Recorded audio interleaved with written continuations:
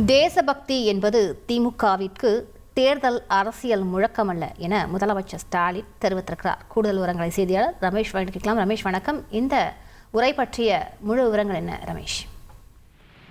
வணக்கம்.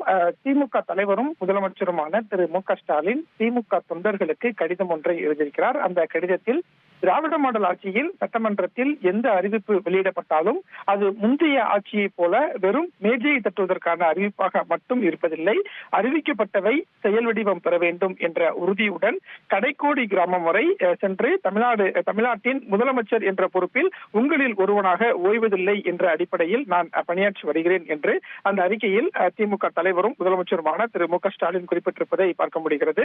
அதே போல மக்கள் பிரதிநிதிகளான சட்டமன்ற உறுப்பினர்களின் பெரும்பான்மையான ஆதரவுடன் நிறைவேற்றப்பட்ட சட்ட முன்வடிவுகளுக்கு ஒப்புதல் அளிக்காத ஆளுநரின் செயலுக்கு எதிராக தமிழ்நாடு அரசு தொடர்ந்த வழக்கில் ஆளுநரின் நடவடிக்கைகள் சட்டவிரோதமானவை என்று உச்சநீதிமன்றம் தீர்ப்பளித்ததுடன் இந்தியா முழுவதும் உள்ள மாநிலங்கள் அனைத்தையும் ஆளுநர்களின் எதேச்சதிகார பிடியில் இருந்து மீட்டெடுக்கக்கூடிய பல முக்கிய அம்சங்களை தீர்ப்புரையில் தெரிவித்திருக்கிறது என்றும் திமுக தொண்டர்களுக்கு அனுப்பியிருக்கக்கூடிய கடிதத்தில் முதலமைச்சர் மு.க. ஸ்டாலின் சுட்டிக்காட்டியிருப்பதை பார்க்க முடிகிறது.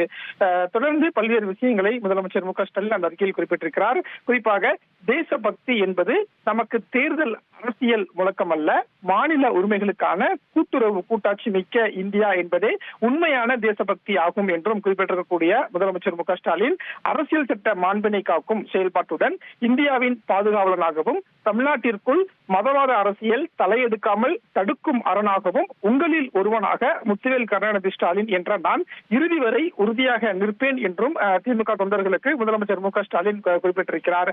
அதே மாதிரி 7வது முறையாக திமுக ஆட்சி அமையும் என்றும் திராவிட மாடல் ஆட்சியின் வெர்ஷன் 2.0 லோடிங் அப்படின்னு நான் உறுதியா தெரிவிச்சுக்கிறேன் அப்படின்னு சொல்லக்கூடிய முதலமைச்சர் மு.க. ஸ்டாலின் தமிழ்நாடு போராடும், தமிழ்நாடு வெல்லும், மக்களின் பேராதரவுடன் திமுகவை மீண்டும் ஆட்சி பொறுப்பில் அமரும் அப்படிங்கிற ஒரு செய்தியையும் அந்த கடிதத்துல குறிப்பிட்டிருக்காரு.